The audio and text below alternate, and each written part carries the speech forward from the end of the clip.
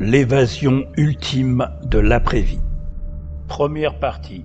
Jason Breshears, le témoignage de son EMI et réflexion sur la simulation, la scène coupée.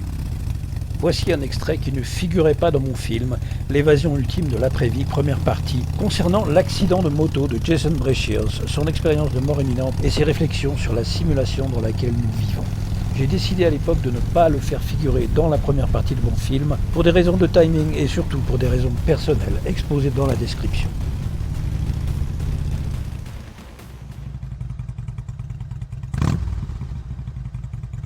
Jason Breshears du site Archaix.com parle de son accident de moto, l'ayant conduit à l'hypothèse de la simulation.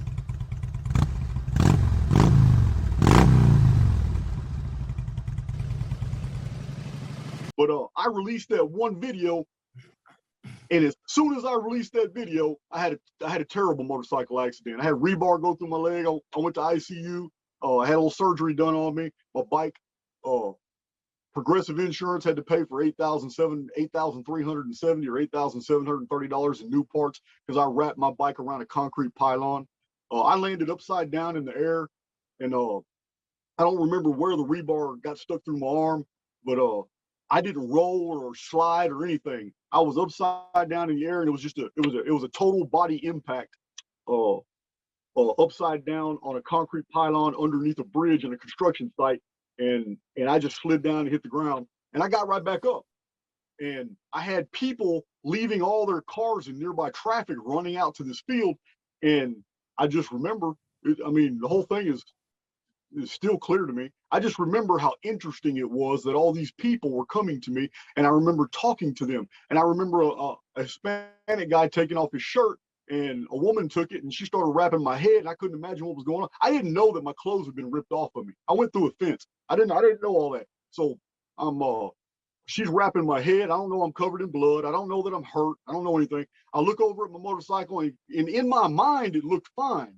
And when I talk to these guys, hey, will you do me a favor? And my bike shouldn't be laying down. Will you please set it up? And I remember how curious they looked at me, even though three of them went over there and they picked my bike up. I didn't know it was a total wreck. So I don't know if you know anything about motorcycles, but the tree on a Fat Boy is a huge steel stem with 4 giant bolts that holds the handlebars. And Fat Boy motorcycles are like 1,000 pounds. It's a huge bike. Tires are real wide. Well, my tree was bent in half. And even the Harley dealership couldn't believe it. They couldn't believe I was still alive. But when I was standing in the field talking to people, I was so interested in them. Each person that opened their mouth, I was exchanging dialogue. I was standing up erect. I was just fine. I wasn't hurt or anything.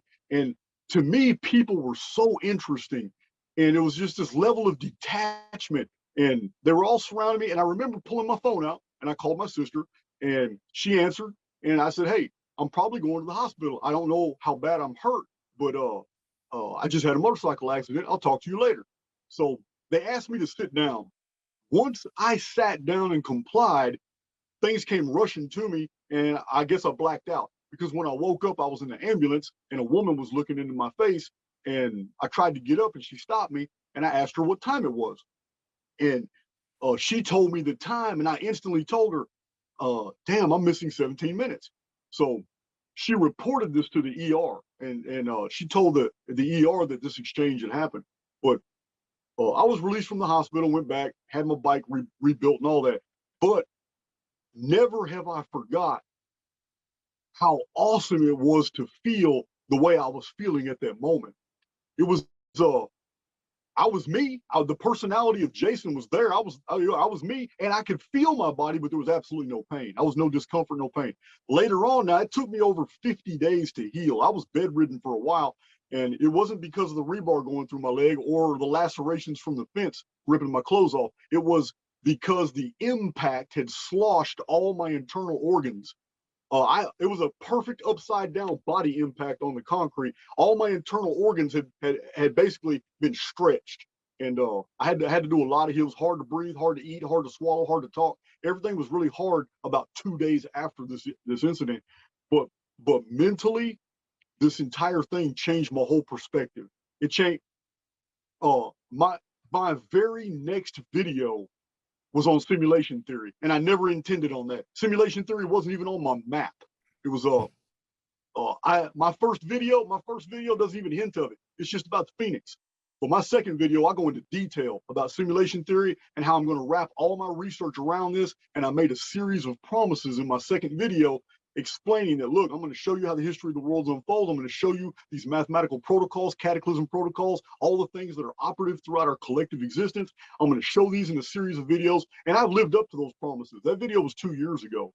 But the motorcycle incident 100% changed my perspective. It put all my research into a context I could wrap around now. Instead of a bunch of independent discoveries like I intended on my YouTube channel to be, now my YouTube channel was going to have focus. And it was all behind me getting real hurt real bad with that motorcycle.